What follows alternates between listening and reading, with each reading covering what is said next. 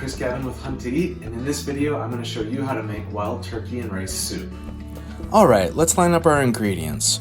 For this recipe we're going to want 2 wild turkey wings, 1 cup of wild rice, 3 tablespoons of butter, half a cup of dry mushrooms, 2 stalks of celery, 1 leek, 1 quart of water, 1 quart of wild turkey stock, 1 cup cream, 3 tablespoons of dry sherry, and salt and black pepper. With everything lined up, we're ready to get started. We're going to add 1 quart of water to a pot on the stove and turn the heat on to about medium-high. And now we're going to add the 2 wild turkey wings. Any cut of turkey will do here. I like to use a cut that you can later shred the meat. We're going to be cooking this for a while. We're going to be boiling it down and braising it for a long time with an eye to take the meat off of the bone. We're going to be cooking the meat for a couple of hours, so in the meantime we can turn to prepping our other ingredients. Cross-cut the celery stalks and the leek. I like to slice the leek lengthwise first before turning it over and cross-cutting the leek. Set the chopped vegetables to the side.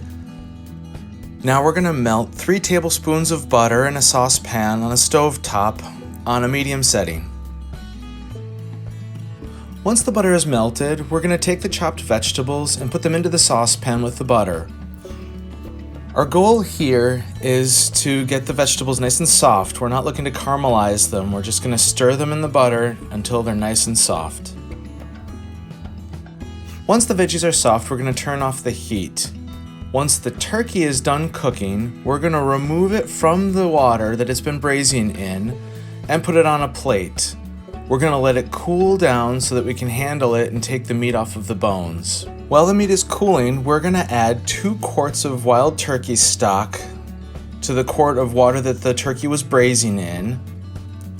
Then we're going to take our vegetables and combine them with the stock. Now we're going to add 1 cup of wild rice and our half cup of dried mushrooms. Cover and cook. While the wild rice and mushrooms are cooking in the broth for about half an hour, we're going to pull the meat off of the bone with our turkey, and then we're going to add it to the broth.